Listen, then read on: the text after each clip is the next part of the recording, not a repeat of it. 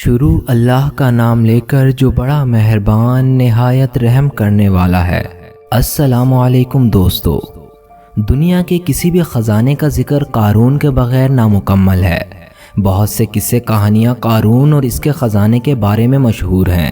آج کی ویڈیو میں ہم قرآن اور حدیث کی روشنی میں قارون اور اس کے خزانے کا احوال بیان کریں گے، لہٰذا آپ سے گزارش ہے ویڈیو کو آخر تک ضرور دیکھیے گا۔ پیارے دوستو، یہ وہی شخص ہے جس کا ذکر قرآن مجید میں عبرت حاصل کرنے کے لیے لیا گیا ہے۔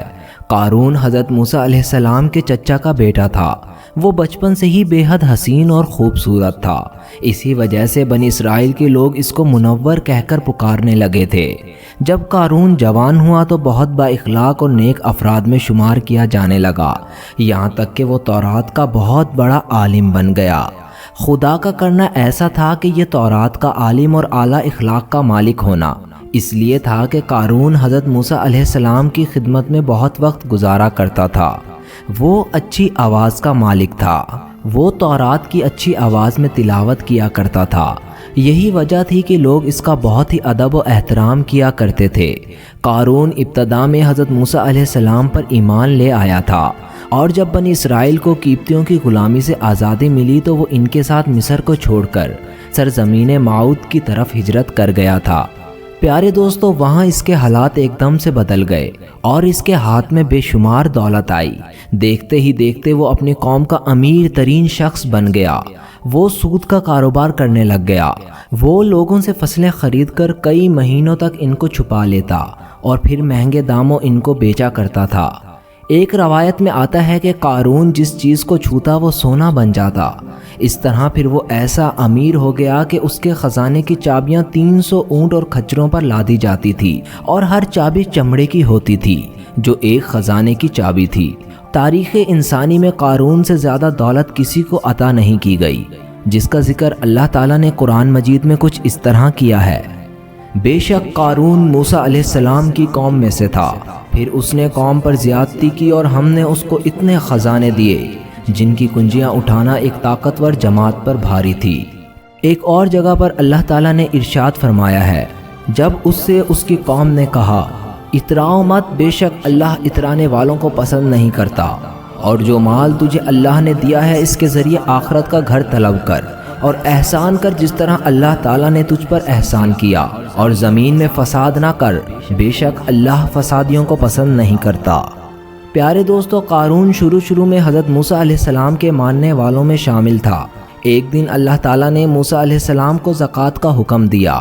حضرت موسیٰ علیہ السلام نے اپنی قوم کو زکوٰۃ نکالنے کا حکم عطا فرمایا۔ یہ سن کر قارون نے بھی حضرت موسیٰ علیہ السلام سے وعدہ کیا کہ وہ بھی اپنے مال کا 1000واں حصہ زکوٰۃ میں دیا کرے گا۔ جب اس نے اپنے مال کا حساب لگایا تو ایک بہت بڑی رقم زکوٰۃ کی نکلتی تھی، لہٰذا اس کے دل میں لالچ پیدا ہو گئی اور وہ زکوٰۃ کا منکر ہو گیا۔ اس نے ایک گندی چال چلی۔ اس نے بنی اسرائیل میں سے ایک گروہ کو جو اس کا حمایتی تھا ان کو جمع کیا اور کہا: اے بنی اسرائیل، موسیٰ نے ہمیں بہت سارے امور کا حکم دیا جس پر تم لوگوں نے اس کی پیروی کی، اب وہ تم سے تمہارا مال بھی چھین لینا چاہتا ہے۔ فلاں فحاشہ عورت کو لے کر آؤ تاکہ اس کو کچھ پیسے دے کر موسیٰ کو معاذ اللہ بدکار ثابت کیا جا سکے۔ قارون نے اپنی قوم کے لوگوں کو جمع کیا اور حضرت موسیٰ علیہ السلام سے پوچھا کہ زنا کی کیا سزا ہے؟ حضرت موسیٰ علیہ السلام نے فرمایا: جو بھی زنا کرے، چاہے اس کی بیوی بھی ہو، اس کو سنسار کیا جائے گا یہاں تک کہ وہ مر جائے۔ قارون نے کہا: اگر یہ کام آپ علیہ السلام نے ہی انجام دیا ہو تو بھی؟ حضرت موسیٰ علیہ السلام نے کہا: ہاں، اگر میں بھی یہ کام انجام دوں تو میرے لیے بھی یہی حکم ہے۔ قارون نے کہا: بنی اسرائیل یہ گمان کرتے ہیں کہ آپ علیہ السلام نے فلاں فحاشہ عورت سے زنا کیا ہے۔ حضرت موسیٰ علیہ السلام نے فرمایا: اس عورت کو میرے سامنے لاؤ۔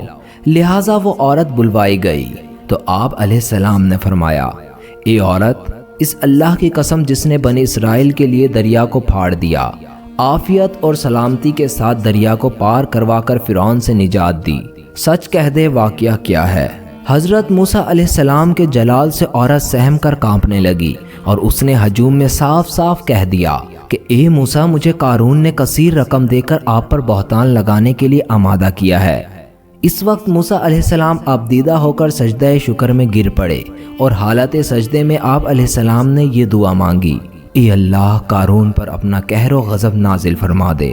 لہٰذا وہ تمام لوگ جو قارون کے ساتھ تھے وہ اس سے جدا ہو گئے۔ حضرت موسیٰ علیہ السلام نے اللہ کے حکم سے زمین کو حکم دیا تو زمین پھٹ گئی اور قارون اور اس کے پیروکار اس میں دھنسنے لگے۔